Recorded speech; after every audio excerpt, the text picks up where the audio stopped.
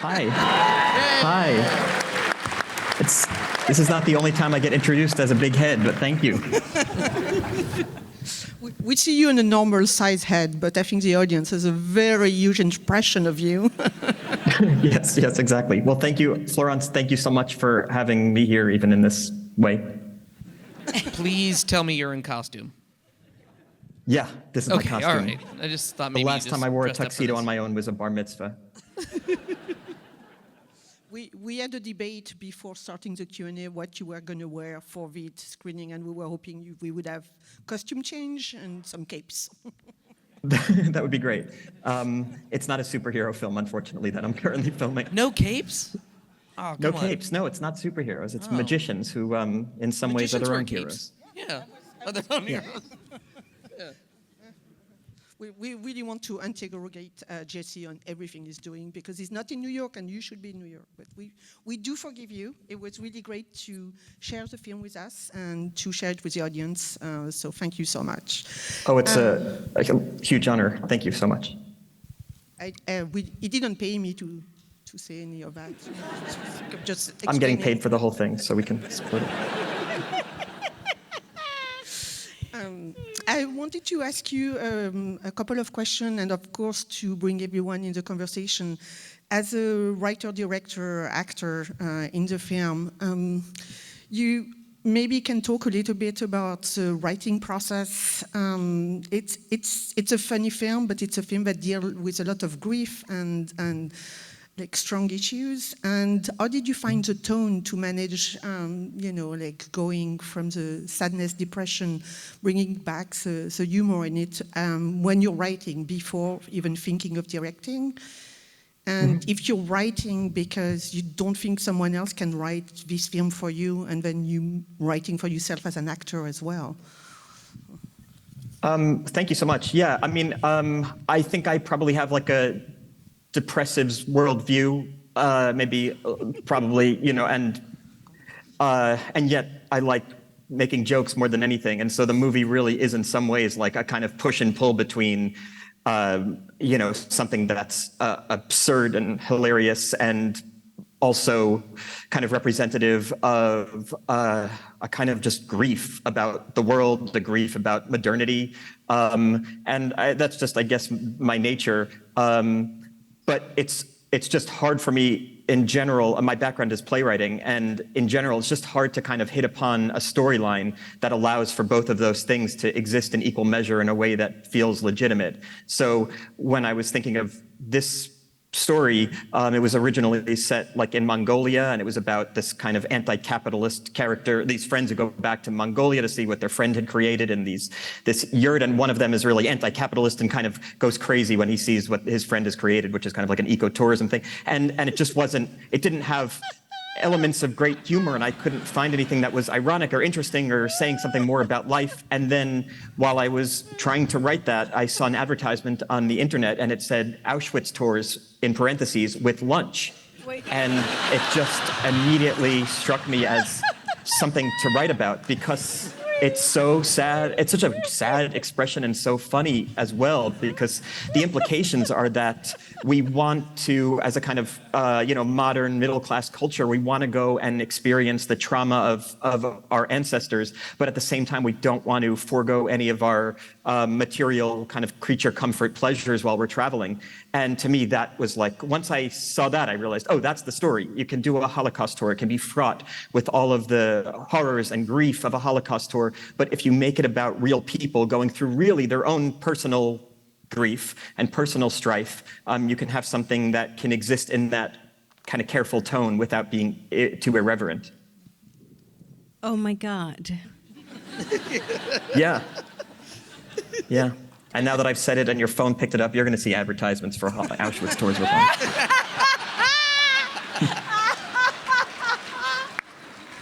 Oh, that is like a button on a button. I know, it really is. God, you can't stop. Yeah. And then you have the splint just for added comedy. Oh yes, I tore a tendon in my stump. Yeah. There's a lot happening here. See, in some ways it's better that I'm not there. Man, you are bringing it from Budapest. There's a lot happening here, yeah. I think we I love we'd like- you. I just have to say, I love you more even now after that tirade. Can I say one more adorable thing that's not me being adorable, but our cinematographer and gaffer set up a whole, if you can see, a system in place. The sweet gaffer, took time away from this movie to set up flags and lighting. I mean, I guess that would Jesse, be the look key grip. good. It worked. Yeah, of course, exactly. I have a fill and a key. You need when you're this big as God. I know, exactly. Yeah, As our evil overlord. yeah, exactly.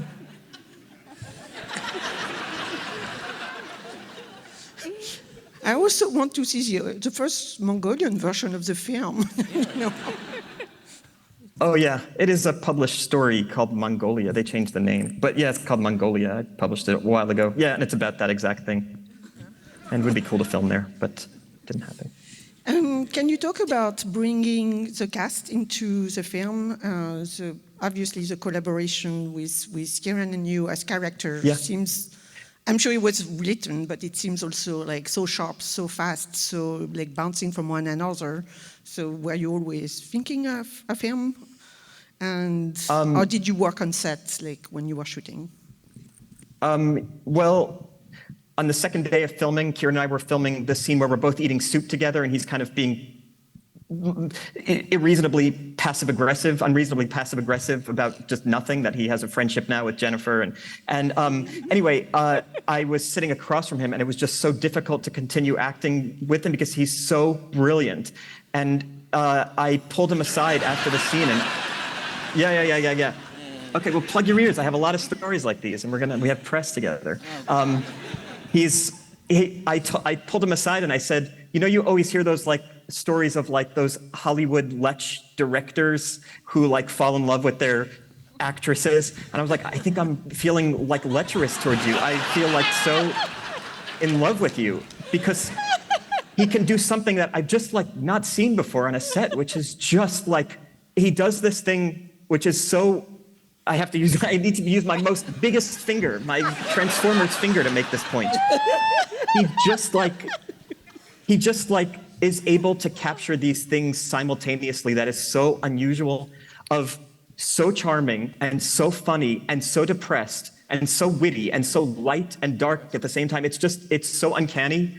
And it's obviously the most important part of the movie. It's more important than my role. My role is more like the eyes of the movie, and you kind of can relate to my character, but his character is really seen through my eyes, and he's enigmatic to me, and he's enigmatic to the audience, but not in a way that's confusing, more in a way that is just, in my hope and opinion, and with what Kieran did so brilliantly, just like kind of magically just out of our reach, and you kind of like hope for him rather than fully understand him. And to me, that's what Kieran does so brilliantly. I got so lucky. He's, it's the most important role in the film, and he's just knocks it out of the park. Are you done?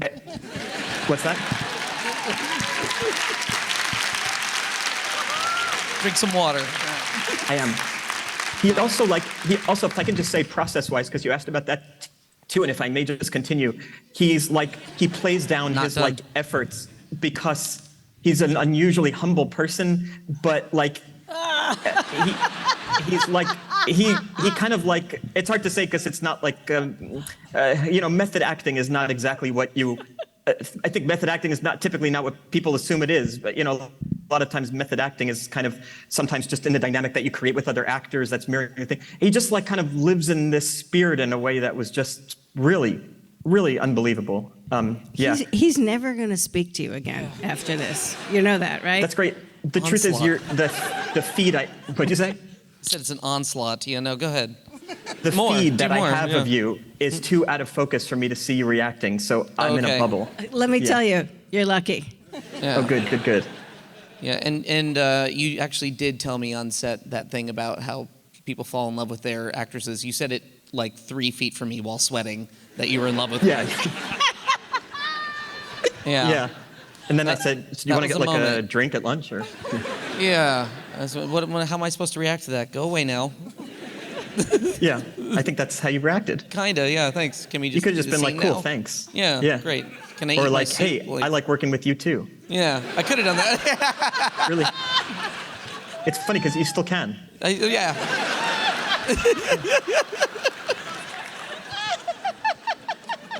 I'll work my way to it. Yeah. Yeah. Okay. Boy, I don't even know what to say after that. That's yeah. I mean, I appreciate you are not really blushing. Yeah. You kept it really cool. Yeah, I'm trying to not blush. Yeah, I mean, it's funny because it feels like I would never say this to Jesse's face, let alone his giant face. But he wrote an absolutely brilliant script that a lot of times, most times if I read something I like, which is, already pretty hard to find something you like, there's work that needs to be done on it. And I read it, was laughing out loud and went, it's all right here. It's all right there on the page. And I just need to show up and do it.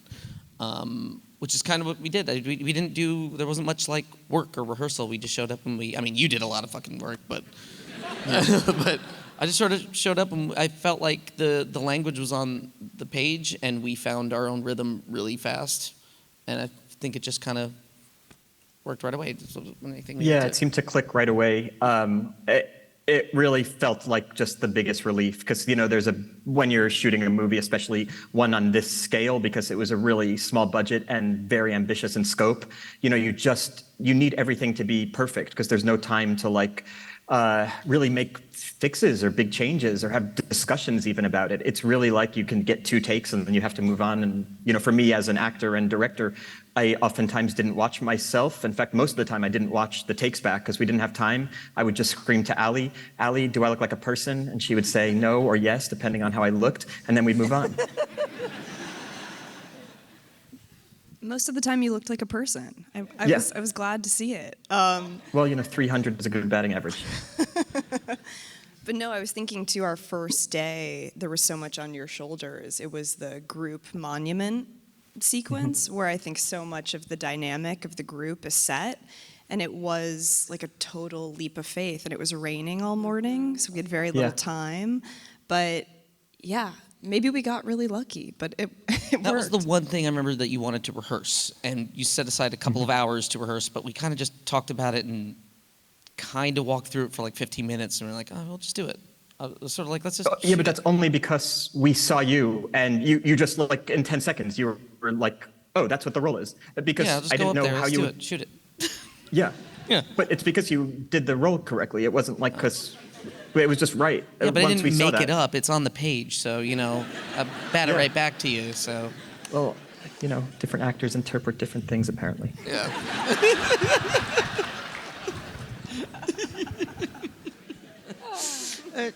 Jennifer, can you talk about working with Jesse and your role in the film, which is also a really nice counterbalance to their relationship, and how you develop a different relationship with each of them, and working with both of them?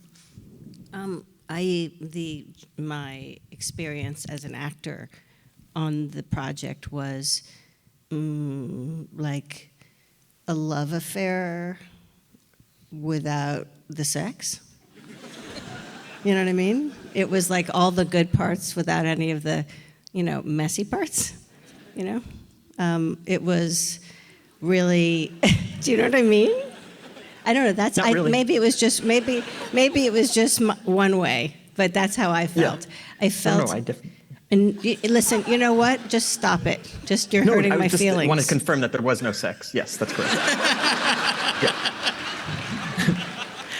There was less than no sex. Yeah.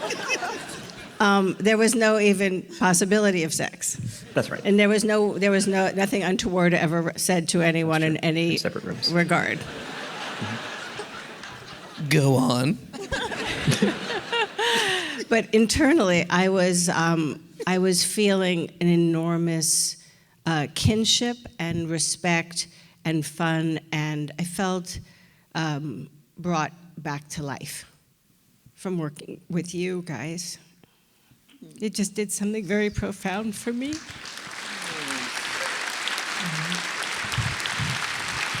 That's it for me. Jennifer, so beautifully wears her heart on her sleeve to she only out competes me for like levels of extroverted anxiety. And so the two of us on set were just, kind of like comparing. Jennifer was holding her beads, I was holding my little dolls. We all have like, just ways to like cope 'cause it's so stressful. But what was so amazing about Jennifer is that she really connected to like this story and her character's family history, which obviously overlaps with her family history in a way that was constantly a wonderful reminder for me of like kind of, if I could use the word stakes, like the stakes of this trip, that even though the movie focuses on the kind of interpersonal dynamic of this group, really the stakes of their trip are really high for them and really fraught, and constantly kind of reminding them of something that they've either been in denial of or something that they've been hearing about since they were children, or hearing about something that really was afflicting their parents' generation in a way that's traumatizing. Yeah, I feel that it's a lot about connection to one's familial roots, to oneself, and to people around you, and the amount of loneliness and suffering, God bless you, the amount of loneliness and suffering that we all are holding all the time, and some do it overtly and some do it covertly, and to be known and to be seen as more than one thing, not just a painful, struggling, grief-stricken person or a person just getting through, but that we're also resilient and we're goofy, and that all of those things can exist at the same time, and that when I show up as this character, Marcia, my life's been blown up, and I don't even know who I am anymore, and I'm really working hard to put myself in just awkward situations to figure out who I am and to reclaim this part of me that was lost after 20 years of marriage and living in Los Angeles. As you can imagine, things happen in Los Angeles. I don't know, it's very specific.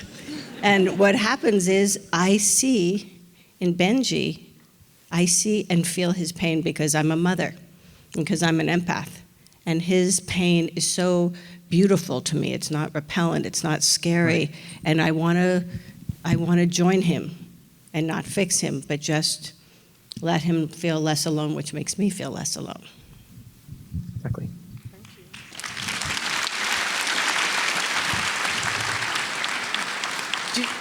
It's probably very early, but are you going to work on? You produced Jesse's first film. That is. Yeah, so Dave and I. You're going to continue. We are. I don't know how much more we can say, but yes. Something. Jesse, I don't know. Jesse is not speaking? It's crazy. What? Oh, I can chat? It is crazy. No, I'm just surprised Ali is like the J.D. Salinger of producers. I cannot believe she's up on stage right now with a microphone. She's so like loath to put herself up front and center. So I was allowing her to get those few words out, and now I'm obviously taking over. Thank you. Yeah, no problem. Thank you so much. Of course. I wish we had more time to talk because we didn't hear enough from you. Oh, really? Yeah. I mean, we heard about you, lots of compliments, but you let Jesse take over as a director. Well, he just, on stage. He said lovely things. What was I supposed to do? Should I contradict him now in a long Yes, tirade? confirm it all. I could do all that. We are bringing some soups, and we're going to see who eats the best. Oh, yeah. Okay. Yeah. So unfortunately, we have to wrap up for today. But thank you so much for coming. Thank you for joining us on Zoom. Thank you. Thank you for having us. Thank you so much for watching today. Thank you, everybody.